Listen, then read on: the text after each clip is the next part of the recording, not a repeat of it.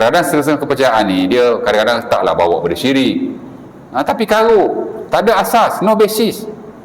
Sebab tu saya personally pun, kalau benda-benda furuk yang boleh bakal khilaf yang kita dah tahu, okey je. Tapi kalau ada kepercayaan tertentu ya, yang kita rasa atau kita tengok tak ada basis, kita kata tak betul ya. Of course lah kalau ada hubung kait dengan akidah, ya tak? Dan sebenarnya bab ni tuan-tuan memang ada perbincangan khas lah.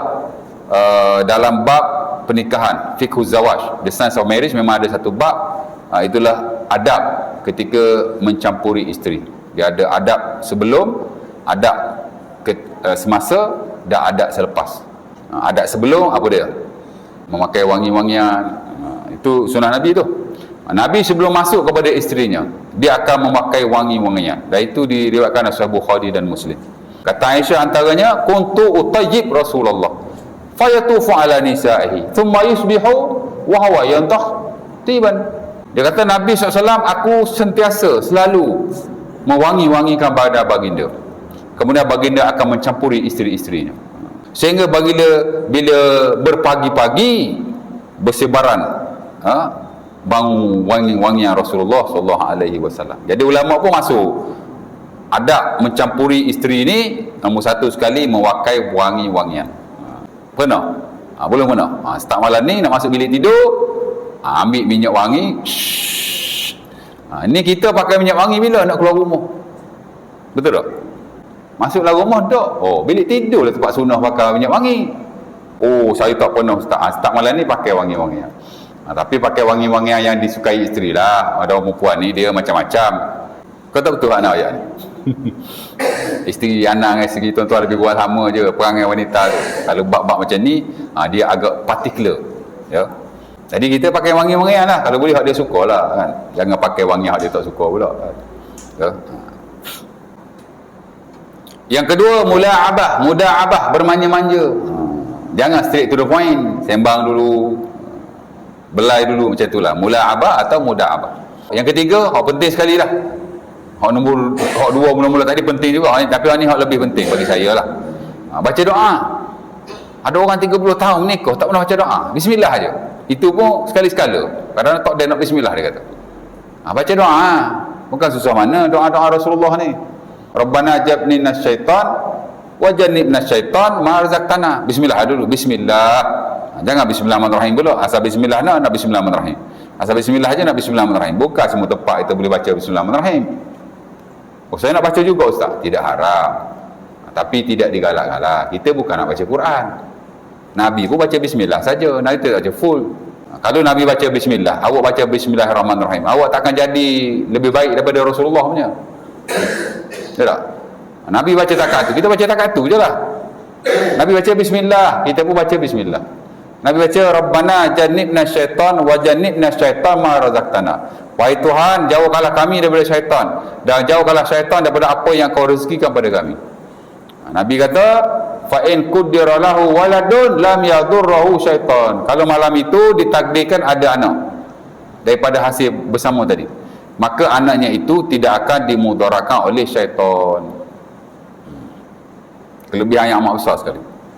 Sebab tu kalau saya jadi juru nikah, bagi saya tanya benda-benda bersabit dengan adab-adab yang memberi manfaat kepada rumah tangga akan datang lebih baik ya. Tapi tak perlu tanya ya. Dulu ada sejarah tuan-tuan di Selangor, juru nikah sebelum nak nikah suruh jawab soalan. Pandai-pandai ustaz buat cerita. Pandai-pandai apa? Kes tu berlaku di Sungai Buloh, kecoh satu Selangor, tapi dah dipecat lah. Nasihat lah suruh dia belajar. Mungkin dalam khutbah pernikahan tu kita boleh selitkan nasihat supaya suami belajar hukum hakam Islam, tapi tak perlulah di spesifik one by one sampai kita bagi soalan. Itu menyusahkan dan tak praktikal sama sekali. Setengah orang disokong, baguslah tu, nanti dia ada isteri, tak reti isteri nak ajar dia gitu gini.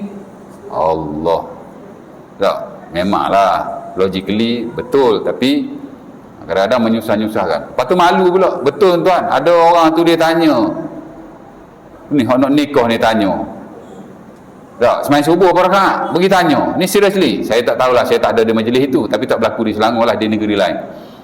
Adik perempuan dia nak kahwin, juru nikah pergi tanya pula bakal adik ipar dia ni.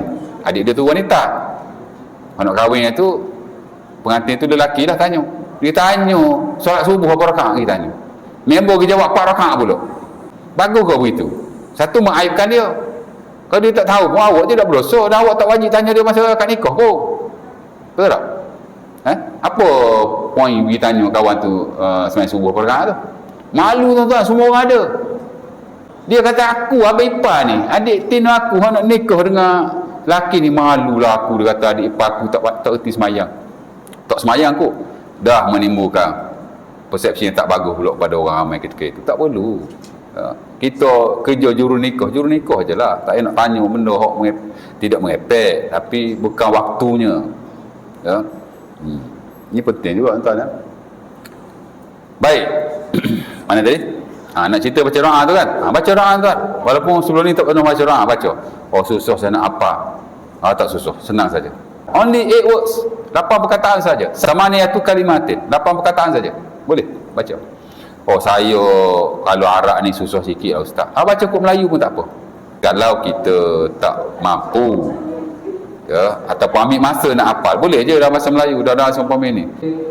Itu adat sebelum. Kemudian adat semasa pula ada banyak juga. Tak banyak lah, tapi ada lah serta-serta perkara ya. Ala kulihal boleh saja mencampuri isteri daripada mana-mana arah. Syarat dia depan. Nampak? Kubul, jangan dubur. Dubur haram. Mal'unun man ata imra'atan fi duburiha. Terlaknatlah orang yang menyetubui isterinya pada duburnya. Dubur tak boleh. Kerana banyak hadis Nabi melarangnya. Dalam Quran setahu saya tidak ada, tapi dalam hadis ada. Itu hadis Abi Dawud daripada Abi Hurairah. Setengah hadis yang lain Nabi kata laqad kafara bima unzila ala Muhammad. Itu hadis Tirmizi tak silap saya. Dia telah kufur dengan apa yang telah diturunkan kepada Nabi Muhammad. Dosa besar lah, memang berdosa lah, ulama sepakat ataupun majoriti kata begitu. Tuan-tuan, Allah Ta'ala turun, nisa'ukum harsul lakum fa'tu harsakum anna syi'tum. Isteri kamu adalah ladang-ladang kamu, datangilah ladang kamu seperti yang kamu mahu. Pasal apa tu ayat tu? Al-Baqarah 224, 223. Ni tengok balik. Pasal Nabi ditanya oleh sahabatnya, tak kala dia dengar orang Yahudi ni ada satu kepercayaan, sesiapa yang mendatangi kubul isterinya tapi melalui belakang, maka dia kata ja'al waladu ahwal, anak yang lain nanti akan jadi juling. Maka ditanya pada Rasulullah, Nabi tak jawab. Allah Ta'ala turun ayat, ladang kamu milik kamu, datangilah bagaimana kamu mahu. Ya, kadang-kadang setengah kepercayaan ni dia kadang-kadang taklah bawa pada syirik, tapi karut, tak ada asas, no basis. Sebab tu saya personally pun, kalau benda-benda furuk yang boleh bakal khilaf yang kita dah tahu, okey je. Tapi kalau ada kepercayaan tertentu ya, yang kita rasa atau kita tengok tak ada basis, kita kata tak betul ya. Of course lah kalau ada hubung kait dengan akidah ya tak? Siapa-siapa yang duduk depan muka pintu time matahari tenggelam, sempit rezekinya, mana awak tahu ada hadis ya? Itu tak boleh cakap main-main. Itu kepercayaan yang melibatkan keimanan. Tak boleh lah khurafat tu, khurafat. Ini pun khurafat juga, tapi saya ingat yang itu lagi berat ya? Sikit-sikit sempit rezeki, sikit-sikit sempit rezeki. Itu semasa lah ya. Dan mungkin lagi ada beberapa yang lain. Tasatur. Mana bila bersama tu kena ada kain yang menutupi. Ya. Pasal Nabi ada larang juga. Kata Nabi, idza ata ahadukum ahlahu fala yatajarrad kama yatajarrad al-ba'iran. Bila seorang itu bersama isterinya, jangan dia terbuka. Seumpama terbukanya 2 ekor unta. Betul tak? Unta mana ada kain, kita tutuplah. Jangan, tapi tidak haram. Saya ingat ulama memakruhkan sahaja, tapi kena tutup lah kalau boleh. Itu ada adat semasa, dah ada beberapa yang lain. Kita bukan nak belajar fiqh pernikahan, tapi dah ada hubung kait sikit pasal junub, jadi saya relate lah sikit. Kemudian adat selepas lah.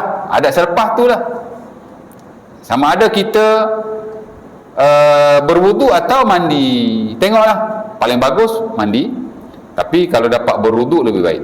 Tapi kalau tak buat apa-apa, mungkin sekadar membasuh kemaluan saja, ataupun tak buat apa-apa ya, harus ya,